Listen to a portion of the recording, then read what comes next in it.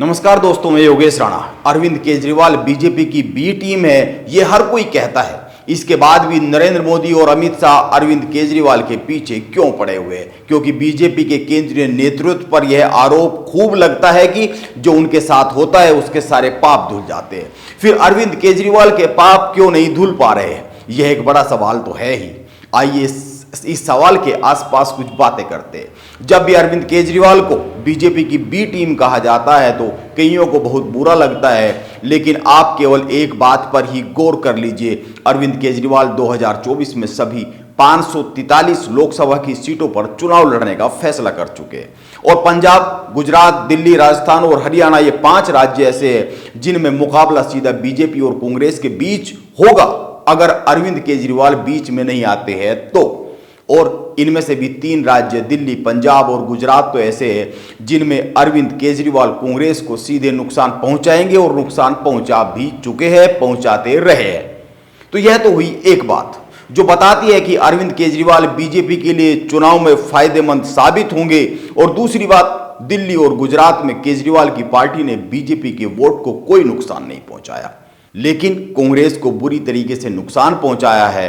अब तीसरी बात, अखिलेश यादव, ममता बनर्जी और के चंद्रशेखर राव अरविंद केजरीवाल के साथ सबसे ज्यादा मजबूती के साथ आने को तैयार है और ये लोग गैर कांग्रेसी मोर्चा बनाने की बात करते रहते हैं। पश्चिम बंगाल में तो ममता बनर्जी ने कमाल ही कर दिया है। कांग्रेस के पास एक ही विधायक थे वहां पर विश्वास, ममता बनर्जी ने उसको भी अभी अभी टीएमसी में शामिल कर लिया है। यानी बंगाल की विधानसभा में कांग्रेस का कोई नाम लेने वाला तक नहीं बचा है। और अगर बात उत्तर प्रदेश की करें तो उत्तर प्रदेश में कांग्रेस को अकेले चुनाव लड़ने की नौबत आ रही है, क्योंकि अखिलेश यादव केजरीवाल से ज्यादा करीब दिख रहे हैं। और अगर ऐसा हुआ तो मुस्लिम वोटर उत्तर प्रदेश में कुछ सीटों पर तो बटेगा ही। यह तो बहुत साफ सा समीकरण है।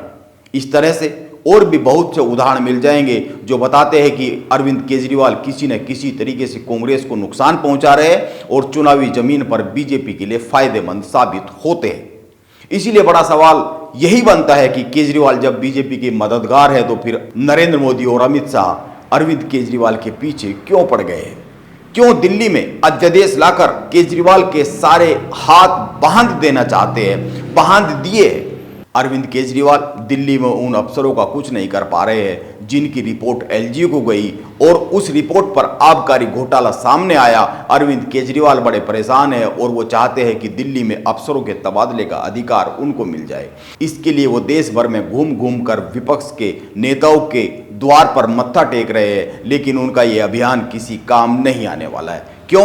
इसके उत्तर तक पहुंचने से पहले 2 तथ्य देखना जरूरी है। पहली बात, पिछले साल गुजरात में चुनाव हुए विधानसभा के और केजरीवाल को 5 सीटें मिली। गुजरात में 12.9% वोट मिला। गुजरात की कुल 182 सीटों में से 35 सीटों पर दूसरे नंबर पर रहे अरविंद केजरीवाल की पार्टी। यह कोई छोटा संदेश नहीं है। कांग्रेस केवल 17 सीटों पर गुजरात में सिमट गई। आप याद कर लीजिए, पंजाब में सत्ता को पाने से पहले 2017 में केजरीवाल इसी तरीके से पंजाब में घुसे थे। 2017 के पंजाब चुनाव में केजरीवाल 20 सीटों पर नंबर 1, 27 सीटों पर दूसरे नंबर पर रहे थे। गुजरात में लोकसभा की 26 में से 26 सीटें बीजेपी जीतती है। आप मान लीजिए एक भी सीट अगर इधर से उधर गुजरात में होती है तो नरेंद्र मोदी और अमित शाह के गुजरात मॉडल पर सवाल खड़े हो जाएंगे।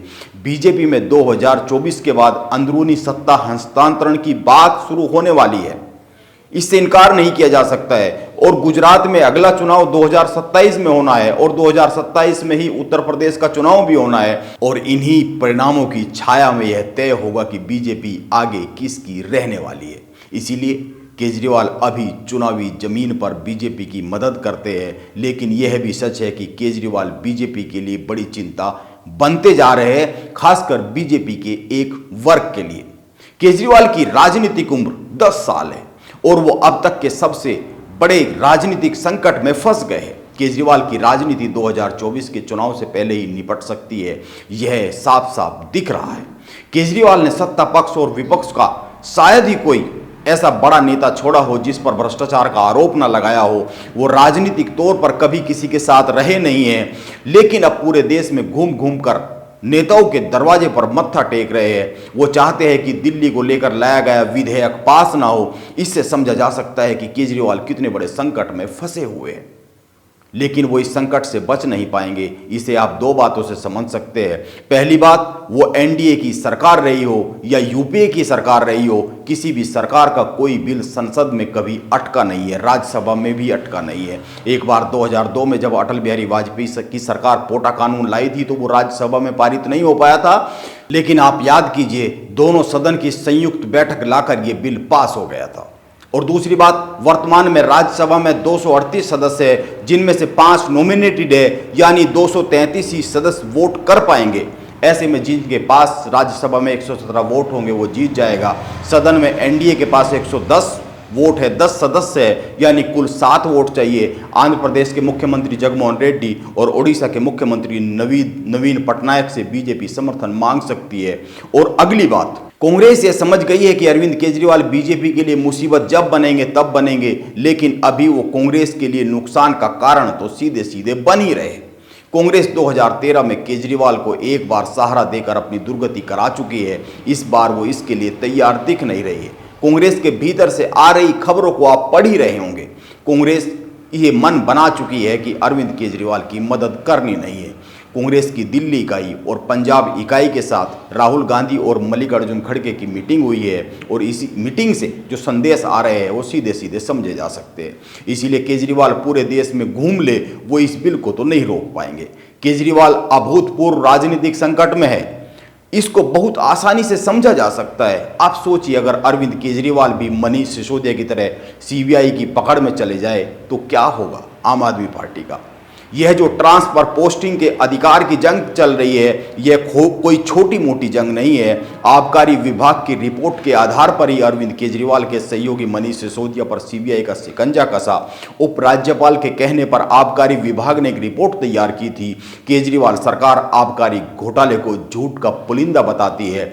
जाहिर सी बात है, अरविंद केजरीवाल आबकारी विभाग के उन अफसरों का तबादला चाहेंगे ही जिनकी रिपोर्ट पर उनके सबसे करीबी मंत्री गिरफ्तार हो गए, और अब उन पर भी गिरफ्तारी की तलवार लटकती हुई दिख रही है, क्योंकि सीबीआई उनसे भी पूछताछ कर चुकी है। यह जो दिल्ली में ट्रांसफर पोस्टिंग की जंग चल रही है, मैं फिर कहता हूं, यह कोई छोटी जंग नहीं है। 2024 के चुनाव से पहले ही अरविंद केजरीवाल बड़े कानूनी झंझट, बड़ी कानूनी उलझनों में उलझ सकते हैं, क्योंकि यह अध्यादेश तो राज्यसभा में पारित होता हुआ दिख ही रहा है और कांग्रेस भी केजरीवाल से हिसाब बराबर करने के मूड में आती हुई साफ साफ देखी जा सकती है। नमस्कार, मैं योगेश राणा, आप बने रहे मेरे साथ।